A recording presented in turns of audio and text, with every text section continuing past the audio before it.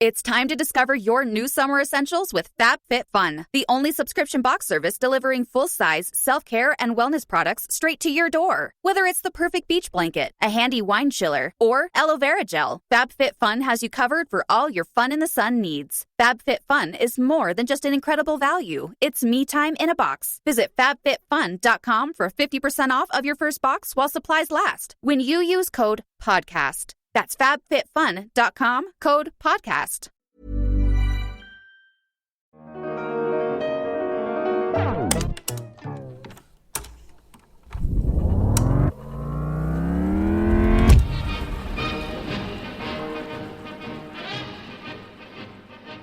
Hello, this is Lawfare intern Christiana Wayne with a podcast from the Lawfare archives for June 27th, 2021.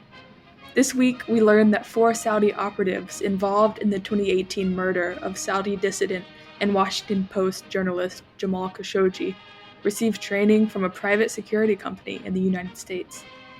This news is just one more sign of the United States' complicated relationship with its long-standing ally Saudi Arabia and its crown prince Mohammed bin Salman, who is widely believed to have ordered Khashoggi's assassination.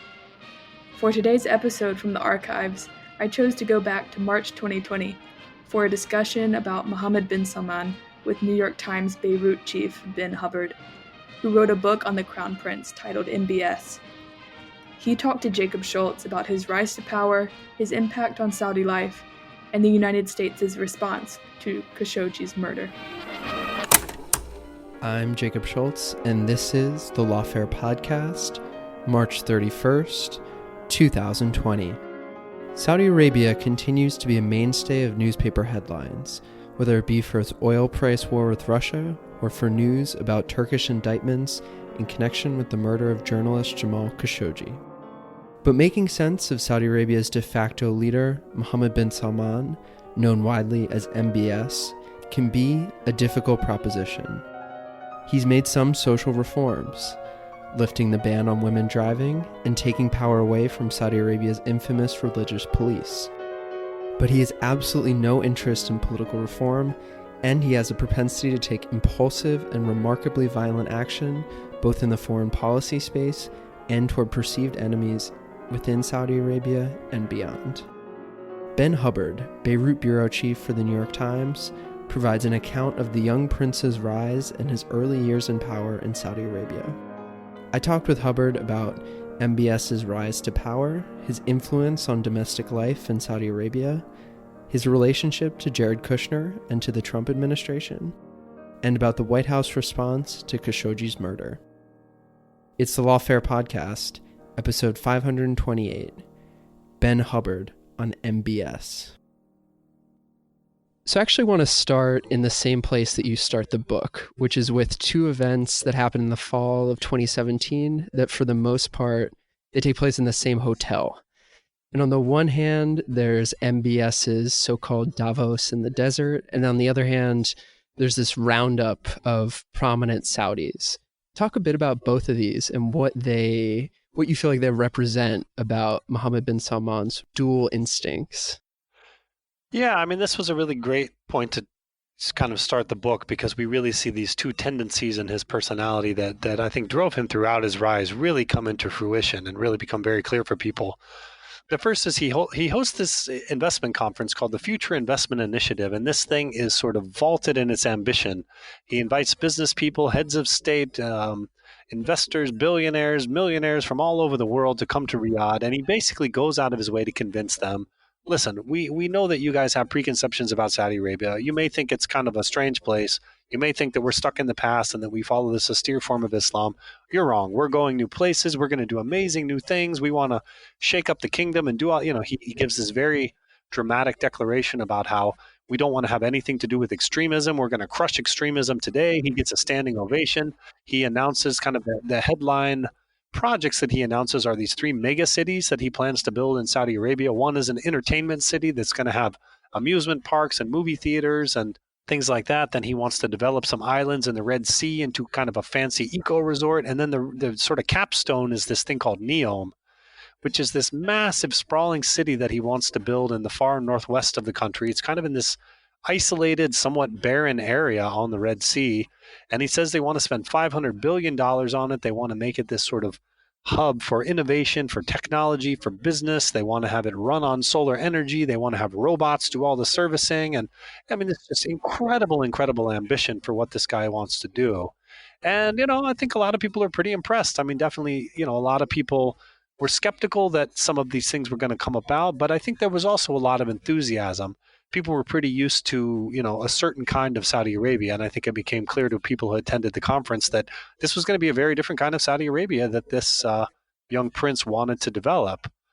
And then, so everybody goes home and, people are sort of thinking, wow, do I want to put my money here? Do I want to invest in this place? What do we think about this guy? Is he for real? And then November 2017, a few weeks after the conference ends, you have officials from the royal court and from the secret police suddenly round up hundreds of the kingdom's richest and most powerful people. And the way this worked is that people started getting phone calls, and they would get a call and say, oh, the king would like to see you. Or they would get a call that said, oh, the crown prince would like to see you. People would show up. They would be relieved of their cell phones. If they had guards, their guards would be dismissed. Their personal belongings would be taken as if they were going into a prison. And then they were taken to the Riyadh Ritz-Carlton, which is a very, very fancy hotel. And they were checked into rooms, told to leave the doors open, and basically kept there. And then, royal court officials eventually would come around for quote unquote negotiations. The government billed this as a massive crackdown on corruption, basically saying, the kingdom has long had a problem with corruption.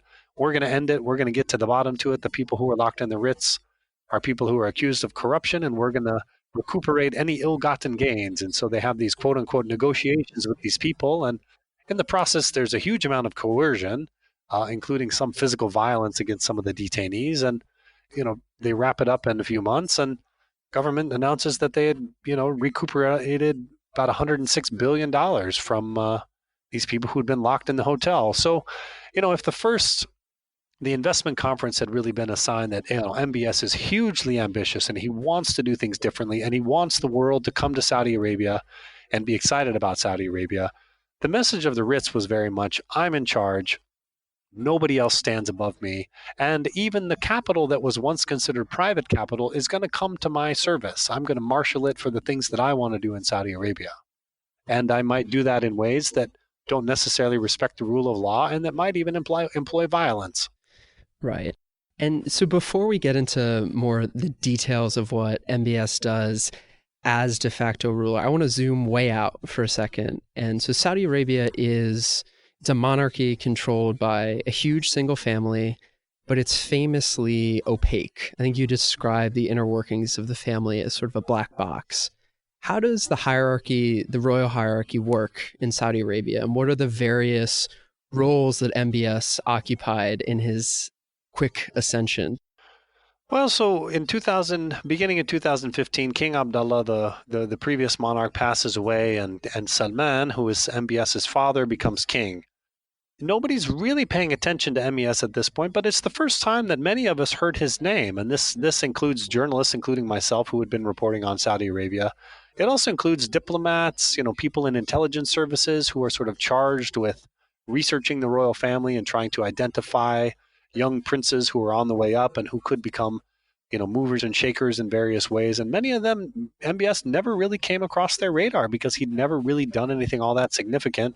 His background, he didn't have sort of a shining resume that would, point him out as being somebody who could, likely rise to great power in the kingdom. But we start hearing his name. I think the first job that he got, if I remember correctly, he was put in charge of the royal court. So he sort of becomes the gatekeeper for his father, the king. He was made the defense minister, put in charge of the military, which, that seemed okay because his father had been the defense minister for a while. And so it seemed like he was following in that way. And then very soon he launches a new, military intervention in Yemen, making it very clear that he was going to use the Saudi military in a way that previous leaders had not used it.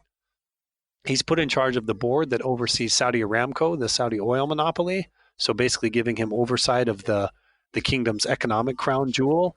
He later, they sort of restructure the government and they create these two super committees, one that's in charge of economic development. He's put in charge of that. There's another that's in charge of security affairs. And sometime later, he will be put in charge of that as well. I mean, the guy just ends up with tremendous number of jobs that really gradually put main levers of power in Saudi Arabia into his hands. Yeah, and so the big one that attracted the attention of Western observers, maybe not at the time, but at least later down the road, is the war in Yemen. Talk a bit about what his role in initiating and managing Saudi participation in that war, and what is the Saudi role in the Yemeni civil war? Well, I think the thing, the one thing that's often overlooked in the West is that the Saudis did not start the war. I mean, originally this was a Yemeni civil war. I mean, I won't go too far into the details, but basically you had, after the Arab Spring, you had basically political chaos in the country. You had a huge process to try to put the place together and move on after the dictator was toppled. There's a sort of somewhat scrappy rebel group known as the Houthis, who are based in the northern part of the country along the Saudi border. They were unhappy with the share of power that they got under this new agreement. And so they basically rose up, with their arms and came down, stormed into the capital, took over the capital, and they basically seized a huge chunk of the country. I mean, not a huge land mass of the country, but a significant part of the country because it includes the capital city and some other population centers. This makes the Saudis very nervous because, they've known the Houthis for a long time. They've been invested in the Yemeni government, which basically collapses and everybody flees abroad and ends up, some of them in the south of the country, some of them flee to Saudi Arabia. The Houthis make it pretty clear that they are, in terms of their alignment in the region, that they stand with the Iranians. They open up direct flights to Tehran back and forth, which makes the Saudis very nervous. And as time goes on, they're going to use a lot of belligerent rhetoric against Saudi Arabia, and they're eventually going to start launching missiles over the border into Saudi Arabia. So from the Saudi perspective, I think it does make sense why they felt the need to intervene in this situation, but I think that the criticisms that are leveraged against the Saudis have to do with the nature of that intervention. You basically have, the Saudis for decades and decades have spent huge amounts of money on military hardware, predominantly from the United States, but also from the United Kingdom and other countries, and they buy really expensive kit. They buy the fanciest fighter jets they can get. They get bombs, guidance kits, all sorts of things. And the understanding had always been basically that the Saudis were never going to use these, that this was sort of shopping that the Saudis did as a way to underline their relationship with the United States. But they were never really going to do anything with it. Well, MBS, becomes defense minister and says, well, what do you mean we're not going to do? We have all these fancy weapons. Let's put them to use. And so, you have Saudi pilots suddenly doing sorties over Yemen, dropping bombs. And it becomes very clear quite quickly that they're not very good at this. They've never fought a war before, certainly not on this scale, and it starts going bad very quickly. They, declare the entire, homeland of the Houthis, the entire province that they're from, a military zone, which people considered a potential for war crime because, it's also full of civilians who just happen to live there. They, over time, bomb a lot of civilian areas. They bomb civilian infrastructure. They hit a few weddings. They hit one very prominent funeral and kill a bunch of people. And so it becomes very clear that even if you can understand the reason that Saudi Arabia felt the need to get involved in the Yemen war, there's lots of criticisms to be raised about the way that they prosecuted that war. Right. And so one of the other things that I found interesting in the book is, so Mohammed bin Salman's father has lots and lots of sons, and MBS is far from the oldest son. What are sort of the reasons why King Salman has such an attachment toward MBS? I know you mentioned that MBS, unlike some of his siblings and like the other royals, he's a true Saudi. He grew up in Saudi Arabia, and that's sort of a source of pride between father and son. But what are the other reasons? Yeah, there's a huge difference when you look at sort of, so MBS he's the first son of one of the later wives. King Salman has 5 sons from his first wife, or he had 2 of them have passed away, but a number of these first sons have incredibly impressive resumes. One has a PhD from Oxford. Another was the first Arab and the first Muslim astronaut, flew on the space shuttle Discovery. These are people who ran media companies, who founded investment companies. They studied at foreign universities. Many of them spent a lot of time in the United States and the United Kingdom. Had very close relationships with some of Saudi's Western allies. But when it comes time for, when Salman becomes king and it comes time to choose the son who is going to sort of be his closest assistant at first and then later become the crown prince, he goes for MBS. And we can't sort of look inside of his head. I mean, at the end of the day, he's an absolute monarch. And It's not like he's ever going to be held accountable for his decisions, or, journalists are not going to sort of sit him down for an interview and have him explain his decision. But, the more I reported this, it became very clear that he just had a very, very close relationship with Mohammed bin Salman. Many of his older sons were sort of traveling the world and doing their various things. MBS stuck very close to home. He never studied at a foreign university, never spent significant time abroad. And so while his father was running the capital, Riyadh, which was his main job, before becoming king, MBS was right there with him. And he basically shadowed his father, saw how he worked, got to know the kingdom through his father's eyes. And his father developed a tremendous amount of trust in him. And so when it came time to choose, the one of his sons who would follow in his footsteps, he chose Mohammed bin Salman. Yeah, and so once MBS sort of ascends to de facto ruler status, one of the things that you note is that his foreign policy priorities are very, very different from the Saudi leaders that preceded him. Talk a little bit about that. Well, it's a bit the priorities, and it's also just the style. I mean, the Saudis, historically, they tended to work very quietly. They were very comfortable doing sort of backroom diplomacy and a lot of checkbook diplomacy. They would sort of meet people quietly. They would have their allies in different countries. They would bankroll them, whether they were politicians, whether they were journalists, whether they were sort of other people who were involved in politics but they worked very quietly. MBS comes in, and it's very clear he wants to have a much more hands-on approach to how Saudi Arabia engages with the region. And we see this in a number of ways. I mean, we see it first and foremost in the intervention in Yemen. I mean, he was not going to rely on diplomacy to try to figure out how to, get the Houthis out of the capital of Yemen. He was going to, send the military and bomb them, and that's what he did. We see this much later when it comes to Qatar. We have the blockade of Qatar in 2017. There had been diplomacy back and forth, and Saudi Arabia and some of its other allies in the Gulf they'd had previous kind of dust-ups with Qatar, and, he basically decided to take it to the max. No more of these quiet talks. We're going to boycott them, and we're going to use all of our media assets to tell everybody that we accuse them of supporting terrorism and doing a bunch of other nasty things. And, he really took it to the max and treated them in a very different way than previous Saudi rulers would have. I mean, we also see it in the caper of what happened with Saad Hariri. He was, unhappy with the way that politics in Lebanon was looking, and unhappy with the way that the Saudis' historic ally in the Lebanese political system had been doing things. And so instead of, trying to work quietly to find a way to adjust things, he summons him to Riyadh and forces him to announce his resignation.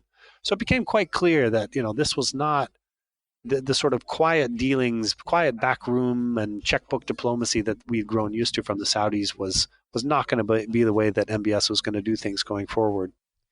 So talk a little, you just alluded to it, talk a little bit more about what exactly happened to Saad Hariri, he's the prime minister of Lebanon. What happened there? He was the prime minister of Lebanon at the time, yeah. This was simultaneous with the writs. It actually happened the same day as the writs. But just to give people a little bit of background, Saudi Arabia, Lebanon is, unlike, Lebanon is a particularly difficult and complicated country in the Middle East just because you have no single group that is a majority. We have a minority of Christians, a minority of Sunnis, a minority of Shia, and a minority of a number of other groups. And so it's the reason Lebanon has never had a dictator, and the reason that sort of Lebanese politics are so complicated. Anyway, the Saudis had always looked out for their interests in Lebanon, or at least more recently, by basically working through Hariri's family. They were very, very close to his father, Rafiq Hariri, who was the prime minister after the Civil War. He was then assassinated in 2005. And so then carrying on this relationship fell to Saad Hariri. And so he took over and became prime minister. And, and I think, basically what happened is MBS in, 2017, when this happened, looked at Lebanon as an investment and sort of wondered, what have we gotten from this? And basically looked at Lebanon and said, we put a bunch of money here. We've invested in Saad Hariri. We've invested in his political party and his media organizations. And what have we gotten? We don't really seem to have a lot of influence. Hezbollah, which is this Iranian-backed militia and political party, is still the strongest force in the country. They have a military force that's much bigger than the Lebanese military. And Saad, who's supposed to be our guy, is in a power-sharing government with them. And so, so I think, again, we can understand why he would have been frustrated with what the Saudis had been able to do in Lebanon. But the solution that, he and his aides come up with is just pretty crazy. I mean, he basically summons Hariri to Riyadh, They, take him to a house, they put a suit on him, they hand him a piece of paper with a statement that he didn't write, they put a TV camera on him, and they make him read it and basically force him to announce his resignation. And, as I was reporting this out, I talked to a number of Lebanese officials who were involved in the situation afterwards, a number of foreign officials and diplomats who were trying to figure out, how do we end this bizarre situation? And everybody was baffled. And they just said, it seemed like the Saudis expected that if they did this, there would be some kind of an uprising among the Sunnis in Lebanon, and that would cause a fight with the Shiites in Lebanon, and that would bog down Hezbollah. And there was some talk about replacing Saad with one of his older brothers, who's another, well-known businessman in the region. But that didn't work because the family didn't. But again, all these things were, if you had gotten together a number of Lebanon experts and said, hey, what do you think? Do you think this is going to work? They would have all said, absolutely not. That's just not the way that Lebanon works. And at the end, you had even a lot of Hariri's political foes in Lebanon standing up for him and saying, this is too much. We may not agree with the guy politically, but you can't just kidnap him and force him from office. And so, there was just kind of pressure from all around to get him back. And a few weeks later, he got on a plane, flew to France, made a few other stops, and then ended up back in Beirut as kind of a hero and rescinded his resignation shortly after. So that's MBS on the foreign front, but domestically, talk a little bit about the sort of atmospheric change induced by MBS in Saudi Arabia. What was it like to be in Saudi Arabia before MBS, and then what's it like now? You find yourself in the book at a Harley-Davidson rally, and there are a number of other examples. You mentioned American dance concerts, wrestling events, and stuff like that. Yeah, again, there's just a very strong duality here that's hard to really sum up, because I think people tend to either want to see MBS as all bad or all good. So let me talk about both of them.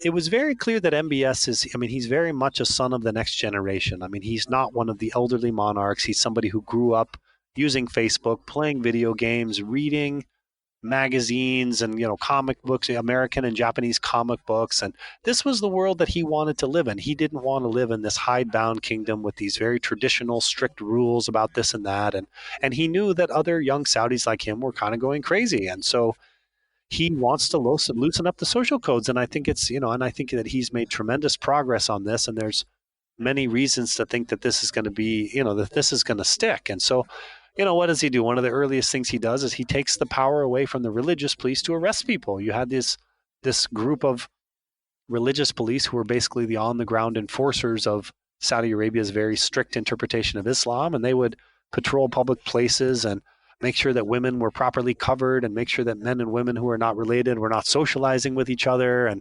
if they ever got reports about people drinking, they would break into their homes and arrest them and things like that. And, Saudis who kind of wanted to be left alone used to really hate these people. And one day we wake up and there's a, royal announcement saying that they no longer have the right to arrest people. He just defanged them right away. And, then, they start this entertainment drive. He basically says, we're losing all this money because Saudis who have money don't want to be here.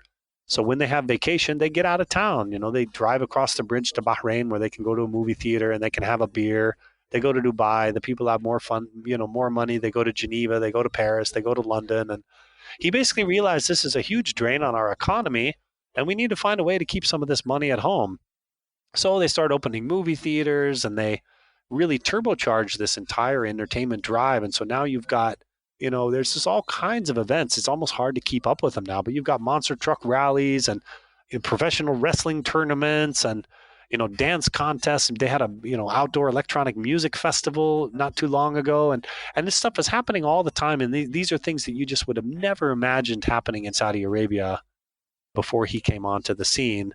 You also have sort of changes with women. They've made it very clear that, they've loosened up a lot of the restrictions on what women can wear in public places. They've loosened the restrictions on the ability of men and women just to mix socially in public places. And then obviously in 2018, they lifted the ban on women driving, which was, something that for decades has sort of been the primary symbol of, how strict Saudi restrictions on women were, and just, basically how oppressed women were in the kingdom. And they got rid of it. And so, I think that MBS does deserve a lot of credit for really pushing these things through, because you used to always hear that, if anybody were to try these things, the clerics would push back and the conservatives would rise up. And he managed to pull it off. And I think that, life inside the kingdom will be a very different place for young people than it was before. So that's the first part of it. The second part of it is that the biggest thing that is missing from all of MBS's proposed reforms is any kind of political reform. I mean, he's talked about social reform, he's talked about economic reform, but political reform is just something that he's not interested in. He's never talked about democracy. He's never talked about trying to find ways for citizens to play a greater role in choosing who represents them or choosing how they're governed. This is not what he's interested in. I mean, he's very much an autocrat. He wants to have the power. He doesn't want there to be a lot of checks and balances on what he does. He doesn't want people to criticize him. He wants to get credit for the things that happen. And so while we have this kind of dramatic social opening going on, you also have a quite strict authoritarian crackdown. You have a number of waves of arrests of different sort of sectors of society. You have intellectuals, religious clerics of various stripes. Then you have a whole round of women's rights activists, both women and men, who get arrested. And there's just been this whole wave of people who sort of end up in prison. Some of them are put on trial, some of them are not. Some of them are released and sort of kept under either house arrest or banned from traveling abroad, and making it very clear to everybody that you need to be on board with this program or you need to keep your mouth shut. At the same time, there's kind of an electronic aspect to the authoritarianism, both in terms of manipulation of social media and in terms of hacking, going after people's devices and figuring out, getting into dissidents' phones so you can figure out who they're talking to. And so on that side, it sort of gets very nasty. Answer me this. How long have you had that mattress? Because it's looking even lumpier than my lockdown love handles. And while those might be more cuddly, a lumpy mattress is doing nothing for your comfort levels or your sleep. So whatever body you're rocking, put it on a Nectar mattress. Prices start at just $499, and you get $399 in accessories thrown in. That includes a Nectar mattress, mattress protector, cooling pillows, and sheet set, a 365-night home trial, and a forever warranty. Go to nectarsleep.com and get hugged. You talk a lot about how MBS weaponizes the internet in his favor. Saudis are very online, and him and his deputies sort of figure that out and develop, like you called an offensive information operation within the kingdom. Talk a little bit about that. So let's use the example of Twitter. So, in the United States, some people are on Twitter, some people aren't. It's just kind of part of the social media universe. Some people prefer Facebook, some people are on Instagram. Twitter's kind of one of the things that some people are into. And in Saudi Arabia, Twitter is absolutely central. I mean, everybody seems to be on Twitter. Some people have multiple Twitter accounts, and Saudis, partly because social life has been kind of traditionally so constricted, online life is incredibly active. People spend a huge amount of time on their phones. They're some of the world's highest consumers of YouTube. They're massive users of Twitter. And so Twitter is just very much this outlet for many Saudis to the rest of the world. It's how they get their news. It's how they understand what's happening in the kingdom. It's how they communicate with each other. And there was this whole sense when Twitter started spreading in Saudi Arabia. There were a number of articles written talking about how this was going to democratize information, that you couldn't hide information anymore because people would find out about it on Twitter. And there was kind of this optimism, and that turns out, sort of looking back, to have been very ill-founded, because I think MBS and his deputies, they just basically realized that it wasn't that hard to manipulate this stuff. There was a combination of sort of using bot campaigns. They basically realized that if there was a conversation going on that they didn't like, it didn't really take very many accounts to get involved with it to change the direction of the conversation. So they would either get in there and they would sort of muddy the waters by providing sort of alternative information that may not be exactly true, but that sort of muddied the waters of what was going on in the conversation. Sometimes they would report content that they didn't like and get it taken down. And maybe Twitter would evaluate it and find that it wasn't actually offensive, but by then the wave had passed. They went after a lot of people in real life. They had a whole program where they unmasked people who had anonymous accounts, and a number of them were arrested and ended up sort of on trial or in jail. And so it became very clear over time. There was a period when we used to watch Saudi Twitter very closely to find out what Saudis were thinking, and that is almost over now. I mean, there's still good information on there, and there's still many Saudis who have public profiles that they use to share information. But they did make it very clear from the top that, the rules were, if you agree with Mohammed bin Salman and if you agree with the reforms, then you can praise and you can talk and you can gush about how wonderful everything is. But if you're unhappy, you better just be quiet about it, or, we're going to come for you. And so in terms of the U.S.-Saudi relationship, so MBS and other Saudis did not get along particularly well with the Obama administration, but things seem to have been different with President Trump. And sort of the defining tie in the U.S.-Saudi relationship is this connection between Mohammed bin Salman and Jared Kushner, who's president's son-in-law and his senior advisor.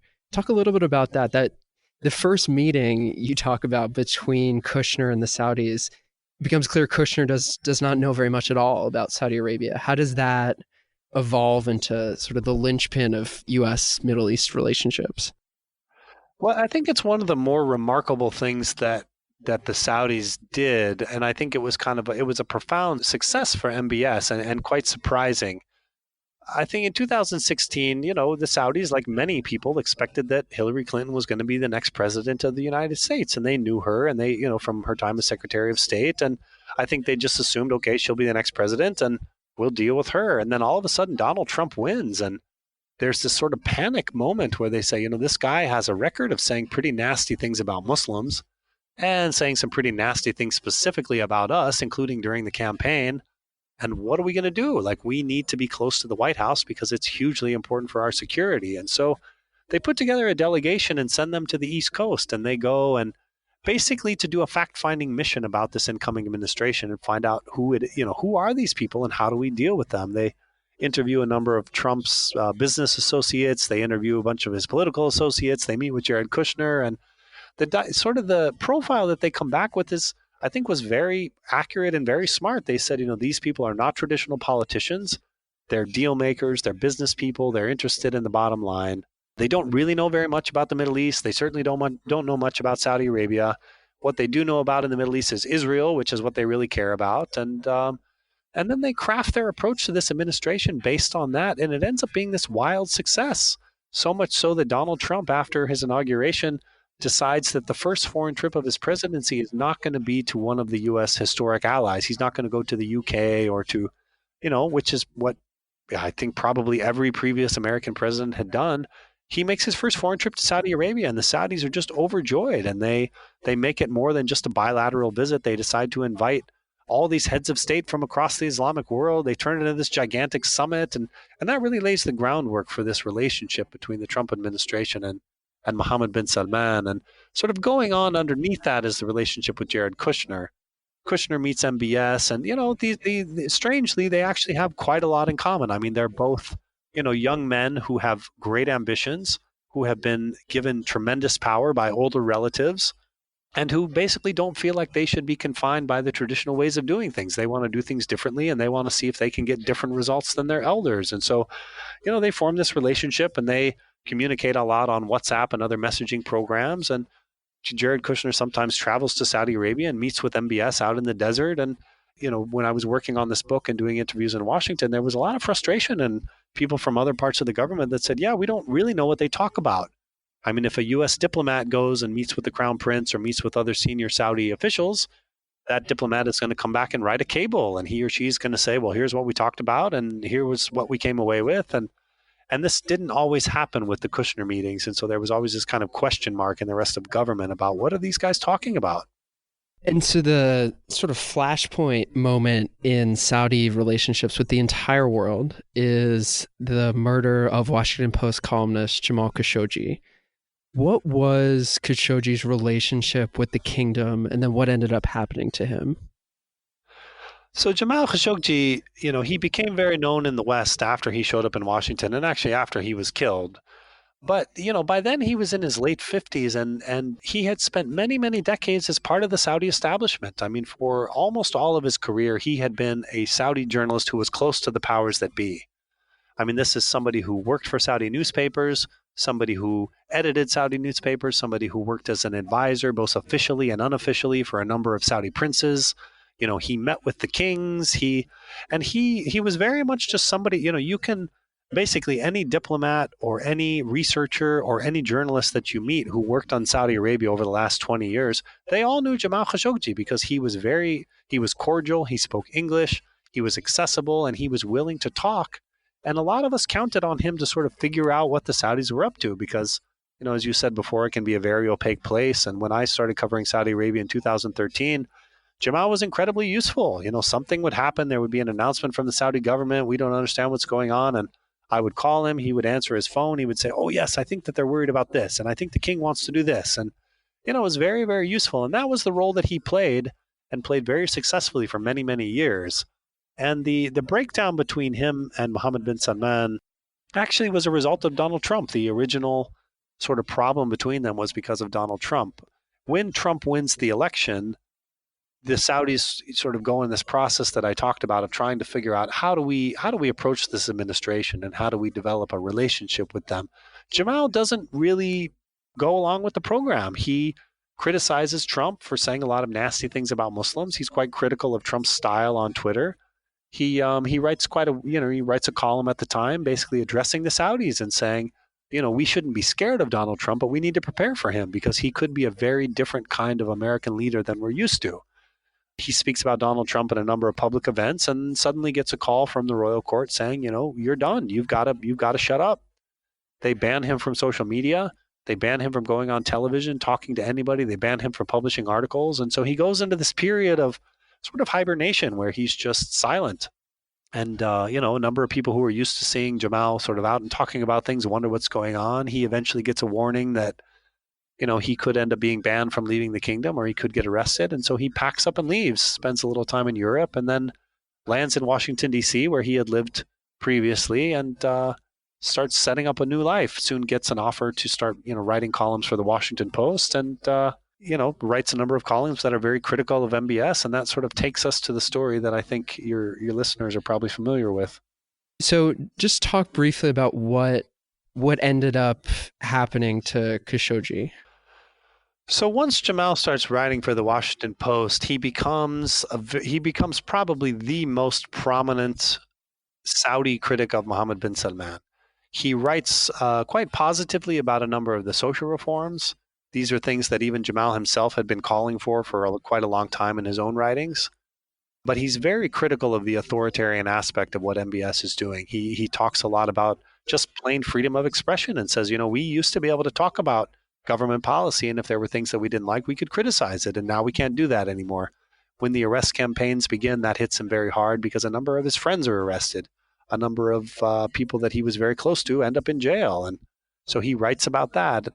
And he's just kind of interacting from Washington with what MBS is doing. MBS will announce some new initiative, and Jamal will kind of write a critique of it in the Washington Post. And this makes the Saudis very angry, not just because he's a dissident. There are plenty of other Saudi dissidents out there, but I think it was much more the fact that Jamal had been part of the establishment. He had been inside the house. And now here he was sitting, not only abroad, but in Washington, D.C., writing for the Washington Post, for a predominantly American audience and criticizing the Crown Prince. And I think they just saw that as a profound betrayal. And so then, Jamal is trying to move on with his life. He, meets a younger Turkish woman, falls in love, decides he wants to get married. In order to get married in Turkey, he needs to have proof that he was divorced from his previous wife. So he goes to the Saudi consulate to get it.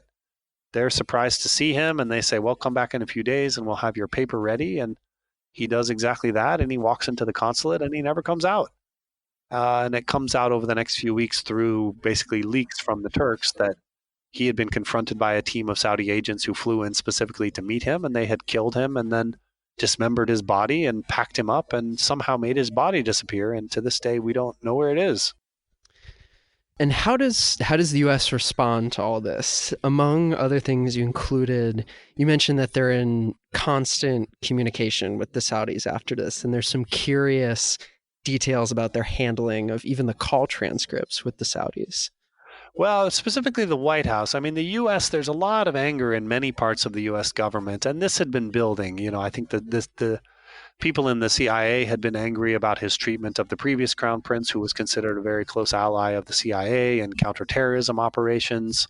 A lot of people in the State Department had been frustrated with a number of things that he had done, and I think the general authoritarianism of his rise. A lot of people in the Pentagon were frustrated with the Yemen war and felt that, we gave them all these weapons and we've had all these training programs, and here they are killing all these civilians, and it looks terrible for us. And so you'd had a lot of frustration with him growing in parts of the U.S. government. But this is really when, the relationship that he had developed with Kushner and with Donald Trump kicks in, and that they end up basically providing him with a firewall. That, they talk very frequently, and Donald Trump speaks frequently about Khashoggi. And I have a section in the book where he confronts them on the phone and basically, speaking to MBS and the king, and says, did you guys know about this? Did you order this? What's the story with this bone saw? He tells them, I've been in a lot of hard negotiations, but I've never needed a bone saw. Very hard on them. And they never really give him any information. They never acknowledge anything. And, the big sort of quote that brings it to the end is, Trump put out a famous statement saying, I don't know if he ordered it. Maybe he did and maybe he didn't. But it doesn't really matter anyway, because Saudi Arabia is so important to us, basically as an ally in the Middle East and as a purchaser of American weapons, that we don't really need to punish them for this. And, that I think for a lot of people just showed the extent that the Trump administration would go to protect this relationship. And so talk a little bit about your experience reporting on the book. So you are also a journalist. Was it easy getting people to talk to you? Was it easy to get visas? And how do you feel like the Saudis took to your reporting on the country? Well, it changed over time. I began going to Saudi Arabia in 2013 under the previous king, King Abdullah, and then it was difficult to get visas, but it wasn't particularly difficult to work. I mean, it's always a bit of a closed society. It was hard to get visas. I mean, I would get a 7-day single entry visa. I would go for 7 days and then I would leave, and then maybe I would get a 2-week visa, and it did get better over time, partly. When MBS came in, it did get better. I think that, one of the talking points of the MBS era was openness and transparency. And for a while, that did extend to foreign journalists. They did make it easier, and I was able to get some longer term visas, and so that I could kind of come and go. And I think it was the amount of time that I spent there, even before MBS really had come to power. I mean, I got to know a lot of people. I worked on a lot of different subjects. I did some stories that they didn't like, but I also did many stories that the Saudis really did like. So that kind of gave me a wide network of contacts that I could come to later on when I really started focusing on him. And, then I think it was sort of the turning point would have been 2016, 2017, when, we started writing about him, I think, a little bit more aggressively than they had expected. A colleague, my colleague Mark Mazzetti and I broke the story of him, spending about $500 million on a yacht. They were not very happy about that. And then I think the way that we covered Hariri, the way that we covered the Ritz, they were definitely not happy about that. I think they felt that we were being much too aggressive on him, and we were not giving him enough credit for the things that he was doing inside the country. And so, my access kind of started gradually drying up. And then by the time I really got down to working on the book, I was having a hard time getting into the country. But I had a good network of contacts, either people that I could talk to remotely because they knew me and trusted me, that I would protect them if I needed to. And then other people who were abroad. There's a whole network of people around the region who either have, who have close links to various parts of the Saudi royal family. And so, I'd met a number of these people along the way as well. And so I was able to meet people in Lebanon and Jordan, some people in London, and was able to sort of go back to those contacts. And it became quite clear. I mean, by the time the Saudis knew that I was working on a book, the relationship was pretty bad. And they made it pretty clear they just didn't want to have anything to do with it. They were going to keep it at arm's length, and they were not going to facilitate in any way. Yeah. And so to end with, one of maybe the biggest takeaway for me from the book was sort of how aggressive MBS is. He has this quote where he tells an advisor, that he takes no half measures.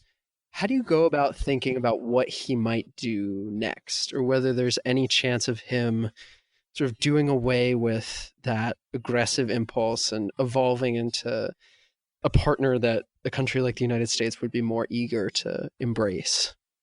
Well, I think the main thing to remember is that he's still very young. I mean, he's now 34 years old, and he could be around for a very long time. I mean, if when his father passes away, most people expect that he will then become the king, unless something kind of extraordinary happens. And if he lives to be as old as his father, he'll be in power until sometime in the 2060s. So, we're still pretty early in what could be a very, very long era of MBS in the Middle East. And so I'm a bit, it's something I thought a lot about in the book. I mean, it's a bit risky to do a book about somebody who's only 34 years old and who could be around for many more decades. So I tried to focus very much on sort of what we know about him from this first 4 to 5 years and not sort of predict so much where he's going. And what I found in just talking to, diplomats, business people, other people engaged with Saudi Arabia is there's just kind of this question that everybody has, recognizing how young he is, but there's this question of, is he learning from these incidents? Is he learning from his mistakes? Does he look at, the murder of Khashoggi? Does he look at the Yemen war and he say, wow, we really did that wrong. And that really costs us a lot in terms of either our international credibility or, I want to do it different next time. And, is there a possibility that, I think the question is really, is what we've seen so far, does it spring from deep in his personality? And if that's the case, then I think we're on the way for a lot of turbulence in the region. But there's also a possibility that he could be learning from these and that he could mature into a wiser monarch who's going to try to perhaps avoid some of these more rash decisions. And we just don't know. I mean, he's 34 years old. We'll have to wait and see how it goes. And that is all the time we have. Ben Hubbard, thank you so much. The book is MBS. Thank you. The Lawfare podcast is produced in cooperation with the Brookings Institution. Thanks this week to Ben Hubbard for coming on the show. The podcast is produced by Jen Patya-Howell, and your music is performed by Sophia Yan. Please take a minute to rate and review the Lawfare podcast and share us on Twitter. And as always, thanks for listening.